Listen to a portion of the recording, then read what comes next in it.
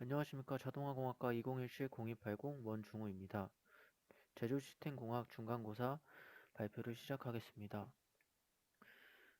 먼저 1번 문제, 체계적 배치계에 대해서 이제 유의 유출 형식의 활동 관련도가 이제 주어졌었는데, 이 표를 가지고 흐름 및 활동 관련도, 공간 관련도, 그리고 인접 정도와 면적을 고려한 평면도를 작성해 보았습니다. 먼저 이 SLP의 흐름 및 활동 관련도는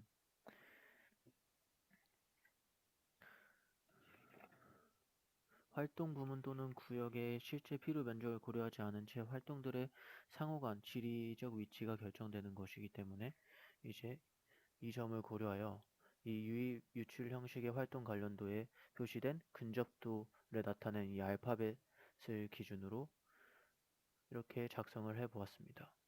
먼저 선이 4개인 경우를 A라 하고, 선이 3개는 E, 그리고 선이 2개는 I, 그리고 선이 하나면 O, 그리고 선이 없으면 U라고 이제 근접도 나타내게 됩니다. 두 번째로는 이제 공간 관련도를 나타내 봤습니다. 공간 관련도는 본질적으로는 이제 배치를 뜻하지만 각 활동을 위해 인정된 면적은 면적 관련도를 만들기 위해 활동 관련도와 연결되어 있기 때문에 이제 문제에서 주어진 이 면적 1번은 300, 2번은 50, 3번은 150, 4번은 100, 5번은 100, 6번 100, 7번 200 면적을 통해 공간 관련도를 이렇게 표시해 보았습니다. 그리고 마지막으로는 블록 평면도를 그려보았습니다. 블록 평면도는 이제 문제에서 주어진 공장 건물 1000mm, 그러니까 미터 제곱이니까 아까 문제에서 25m 곱하기 40m로 하라고 하셔서 가로 25, 세로 40m로 공간 관련도를 통해 수정 조건이나 제한 사항을 종합해 가치 있는 몇 가지의 배치안을 완료하였습니다. 이제 두 번째 문제입니다. 이제 제품 한 개당 평균 관측 시간은 3분, 작업자의 레이팅 개수 비율은 110%, 그리고 여유 시간은 하루 8시간의 실제 근무 시간 중 32분을 의미합니다.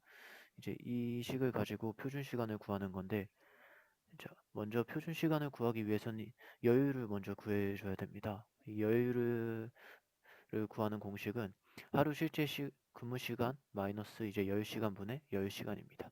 그래서 문제에서 주어진 하루 실제 근무 시간은 8시간인데 이걸 분으로 환산하여 480분이 되었고, 여유 시간은 32분으로 이제 주어졌기 때문에 480분 마이너스 32분분의 32분을 해주면 0.0714가 됩니다. 즉 이걸 퍼센트화 시키면 7.14%의 여유율을 이제 계산할 수 있습니다. 이제 이렇게 여유율을 이제 계산을 하였으면 다음으로는 정미 시간을 구해줍니다. 이 정미 시간이라는 것은 작업이 진행되는 시간이거나 작업은 중단되었더라도 로트 생산 전후에 필요한 준비 또는 마무리 시간을 의미하는데, 이 정미 시간을 구하기 위해서는 실제 간식 시간 곱하기 기준 수행도분의 평가치를 통하여 이제 정미 시간을 구할 수 있습니다. 실제 관측 시간이라는 것은 이제 여기 앞에 문제에서 제품 한 개당 평균 3분이라고 주어졌기 때문에 3 곱하기 기준 수행도분의 평가치는 레이팅 계수의 비율입니다. 즉 110%이기 때문에 분수로 바꾸게 되면 100분의 110이게 됩니다. 그래서 110이 됩니다. 그래서 정미 시간은 계산을 해주면 3.3분이 나옵니다. 따라서 표준 시간은 정미 시간 곱하기 1 더하기 여유율이므로 3.3 곱하기 1 플러스 0.0714는 3.536분이 나옵니다. 따라서 이 회사의 표준 시간은 3.536분이 됩니다. 자,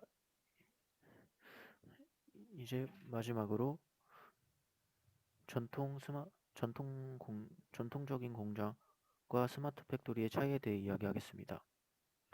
먼저 전통 공장, 이제 공장 차이점을 이제 설명하기 전에 공장이란 제조업에서 실제 제품을 생산하거나 기계를 수리하고 점검하는 일을 하는 시설을 의미합니다.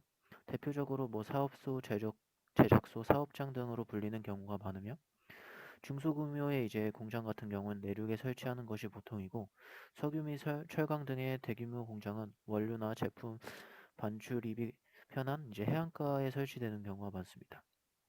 이로 인해 이제 전통적인 이제 공장은 많은 노동자가 필요하며 집가의 이제 저렴 및 원재료 구입 등의 경제적 요인과 대지의 상태 및 부산물의 처리 등의 기술적인 요인 및 사회적 요인을 고려해야 합니다.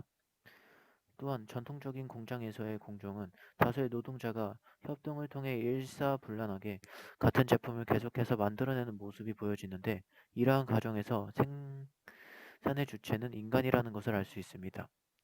이와 달리 스마트 팩토리란 전통적인 공장에서 이루어지던 생산의 일련 과정을 자동화, 디지털화한 생산 공간입니다. 그러나 단순히 인간의 노동력을 로봇 등의 기계로 대처하는 공장 자동화와는 또 다릅니다. 공장 자동화 시스템에서 노동을 제공하는 주체는 바뀌었을지라도 생산 과정에서의 결정은 여전히 관리자, 즉 인간의 권한입니다. 스마트 팩토리의 목표는 공장 내 센서와 기기들로부터 수집된 빅데이터를 바탕으로 공장이 스스로 생산 효율을 높이는 것입니다. 때문에 이 과정에서 발생하는 방대한 양의 데이터를 주고받을 수 있는 ICT 기술을 기반으로 합니다. 이로써 스마트 팩토리 설립 시의 주요 고려 요인은 노동력이 아닙니다. 즉 스마트 팩토리는 설계 및 개발, 제조 및 유통 등 생산 과정의 디지털 자동화 솔루션이 결합된 정보통신 기술 ICT를 적용하여 생산성, 품질, 고객 만족도를 향상시키는 지능형 생산 공정입니다. 이제 이러한 것들로 이제 전통적인 공장과 스마트 팩토리의 차이점은 전통적 공장은 생산 시설을 무인화하고 관리를 자동화하여 사람의 노동력을 기계로 대처하며 주체가 인간인 자동화 공장이지만 스마트 팩토리는 자동화 공장의 시설들을 이미 가지고 있으며 여기에 기획, 설계, 제조, 유통, 물류 등 생산 전체 과정을 정보통신 기술인 ICT로 통합하여 생산성 및 품질, 고객 만족도를 향상시켜 고객 맞춤형 제품을 생산하는 지능형 유연 생산 공장을 의미하며 사물 인터넷, 인공지능, 빅데이터 등으로 통합해 ICT 기술로 자동화, 디지털화를 이제 구현하는 게 기존 공장 자동화와 차이점입니다. 자, 이제 두 번째 문제로 이 전통 공장을 스마트 팩토리로 변환시킬 수 있는 방안으로 첫 번째는 기존의 제어 시스템의 구조와는 달리 디바이스 장치들이 서로 유연하게 융합될 수 있는 구조로 변경되어 실현이 가능하다라고 생각합니다. 즉, 스마트 팩토리는 ICT 기술을 기반으로 하기 때문에 기기 간의 연결이 끊임없이 지속되어야 하며 이러한 연결성은 신뢰성까지 보장되어야 한다고 생각합니다. 따라서 전통적인 공장에 산업용으로 견딜 수 있는 신뢰성 높은 통신 인프라 정비가 필수적이라고 생각합니다. 두 번째로는 스마트 팩토리는 ICT 기술을 기반으로 이루어지기 때문에 전통적 공장에서는 스마트 팩토리 개념과 밀접하게 관련된 사물 인터넷, 사이버 물리 시스템, 정보 흐름, 비즈니스 프로세스, 총 소요 비용, 투자 수익 및 투자 주기와 같은 용어들에 대해 공부하며 4차 산업 혁명에 대해 이해를 하는 것이 필요하다고 생각이 듭니다.